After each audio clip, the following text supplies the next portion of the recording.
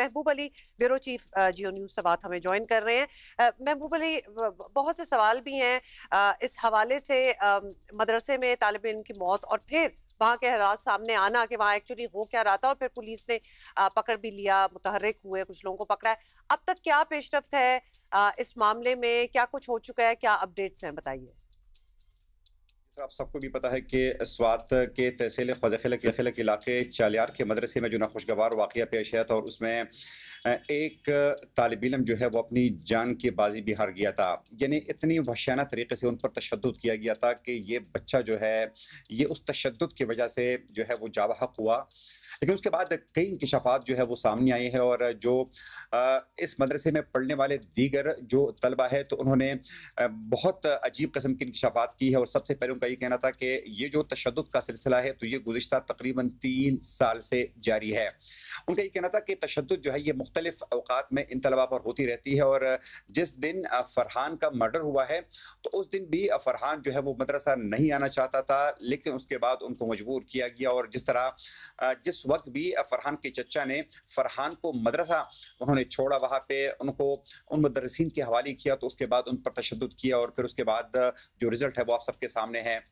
Police यकीन है उसके बाद काफ़ी मुतहर्रिक हो गई है, और पुलिस ने अब तक इस वाक़े में इस मदरसे के 10 जो मुदर्रिसीन हैं, जो मुअल्लिम हैं, उनको गिरफ्तार किया है। न सिर्फ उनको गिरफ्तार किया है बल्कि उनसे इन्वेस्टिगेशन का सिलसिला जो है वो भी जारी है। पुलिस ने गिरफ्तारी के बाद इनको अदालत में पेश किया है, और उसके बाद उनका रिमांड जो है वो भी हासिल कर लिया है। लेकिन मुमकिन तौर पर ज़ाहिर बात है कि जब इस किस्म के केसेस सामने आते हैं तो जब तक पुलिस के कस्टडी में ये लोग होते हैं तो ये तो उम्मीद ज़रूर होती है कि वो मज़ीद इंकशाफात करे। लेकिन अगर अदालत इनको उसके बाद जो है वो जुडिशल रिमांड पे जेल भेज देती है तो यकीनन जो इंकशाफात सामने मज़ीद आने हैं तो फिर आप उसकी तवक्को नहीं कर सकते। ये बताइएगा हमें कि तो गिरफ्तार हैं, अभी कुछ की गिरफ्तारी के लिए छापे मारे जा रहे हैं। एक अच्छा बहरहाल रहता है कि इंतज़ामिया, पुलिस या बच्चे के अहल खाना पर कोई दबाव आए, या फिर ये बच्चे के अहल खाना ही खुद केस वापस ले लें या मुजरिमान को माफ़ कर दें। आपको ऐसी कोई सूरत नज़र आ रही है यहाँ पे? सूरत हाल ये है कि अगर हम इस केस के मरकजी मुल्ज़िमान के हवाले से बात करें तो इस केस में अगर मरकजी मुल्ज़िमान जिनके खिलाफ पहली एफआईआर दर्ज हुई थी, जिसमें मोहम्मद उमर, जिसमें अब्दुल्ला और एहसानुल्लाह शामिल है, तो उसमें सिर्फ अब तक अब्दुल्ला जो है वो गिरफ्तार है, जबकि मोहम्मद उमर और एहसान ये दोनों बाप बेटे हैं, ये अब तक गिरफ्तार नहीं हुए हैं। ये रोपोश है। और आज भी हमारी पुलिस हुकाम से बात हुई है तो उनका ये कहना है कि उनकी भरपूर कोशिश यही है कि इनको किसी भी तौर पर जल्द अज जल्द गिरफ्तार किया जाए। लेकिन जारी बात है कि इनको गिरफ्तार करना इसलिए आसान नहीं होगा क्योंकि उनको पता है कि एक तो पुलिस उनके पीछे लगी हुई है, साथ में जो इलाके की आवाम है वो भी काफ़ी मुश्तिल है। स्वात के इलाके ख्वाजा में और मुख्तलिफ इलाकों में मुसलसल मुजाहरे भी हो रहे हैं, और लोगों का यही मुतालिबा है। बल्कि लोगों ने जो है डेडलाइन दी है कि अगर फौरी तौर पर इन लोगों को गिरफ्तार ना किया गया तो फिर एक दफ़ा फिर जो है ख्वाजा में और स्वात के मुख्तलिफ इलाकों में एक भरपूर एहतजाज भी किया जाएगा।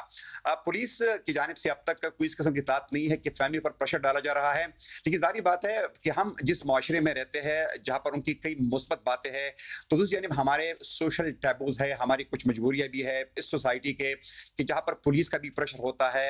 यहाँ पे जो मजहबी लोग हैं, जो मजहबी पार्टीज है, उनकी तरफ से भी प्रेशर डाला जाता है कि सुलह हो जाए और ये मामला जो है ये किसी तौर पर भी रफा दफा हो जाए। वो हम साथ साथ विजुअल्स भी हैं, और वो सारे लोग जिनको पकड़ लिया गया है और उनके सर पे वो, मैं तो कहती हूँ सबसे पहले तो नेम एंड शेम करना चाहिए, उनकी शक्लें दिखानी चाहिए। इतने बड़े बड़े आदमी सारे एक लाइन में पूरे चेन है, खड़ा किया हुआ है, छोटे छोटे बच्चों को, हाँ, लेकिन छोटे छोटे बच्चों को ये मार रहे हैं इन एनी केस। और दूसरा ये कि वो जो आप कह रहे हैं कि एहतजाज भी हो रहे हैं वहां और लोग बड़ा प्रोटेस्ट कर रहे हैं और कह रहे हैं कि इनको पकड़ना चाहिए, ऑल दैट, ये वही लोग हैं जब बच्चे इनके आके इनको कहते हैं कि हमें मारा जा रहा है यहाँ अपने स्कूलों में, अपने मदरसों में, तो फिर आगे से कुछ करते नहीं है।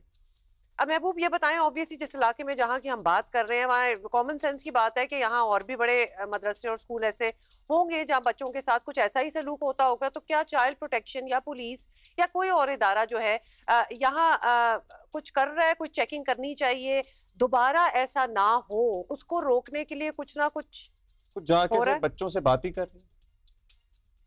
ये हमारी सबसे ज़्यादा बदकिस्मती है कि इस मुल्क में इदारे तो बहुत ज़्यादा है।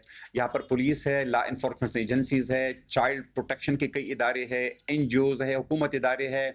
लेकिन कभी कभार पता नहीं हम ये कहने पर मजबूर हो जाते हैं कि ये इदारे जो है ये कॉस्मेटिक काम तो बहुत अच्छा कर लेते हैं, लेकिन अमली तौर पर ये इदारे कुछ भी नहीं करते। यानी आप अंदाजा करें कि स्वात जैसे ज़िले में जहाँ पे रजिस्टर्ड मदारिस की तादाद बहुत कम है, लेकिन इनमें जो गैर रजिस्टर्ड इदारे हैं वो बहुत ज़्यादा है।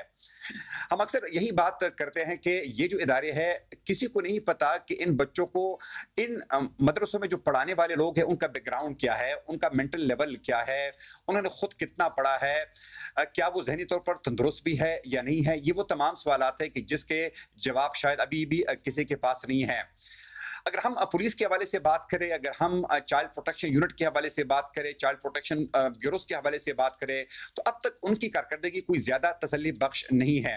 अगर हम चेकिंग के हवाले से बात करें, क्योंकि यहाँ पर तो जो सरकारी इदारे हैं, जो हुकूमत इदारे हैं, शायद उनकी भी उस तरीके से चेकिंग नहीं होती, तो फिर मदारिस की चेकिंग जो है वो कहाँ पर कर सकते हैं। यकीनन इसके लिए एक मैकेनिज्म जो है उसका होना बहुत ज़रूरी है, और जब तक हुकूमत इन तमाम इदारों के लिए एक रेगुलेटरी अथॉरिटी नहीं बनाएगी, इनको एक खास मैकेनिज्म के तहत नहीं लाएगी, तो मैं नहीं समझता कि ये सूरत हाल जो है ये रुक सकती है। मुस्तकबिल में भी इस किस्म के वाक़यात जो है ये मज़ीद भी सामने आ सकते हैं।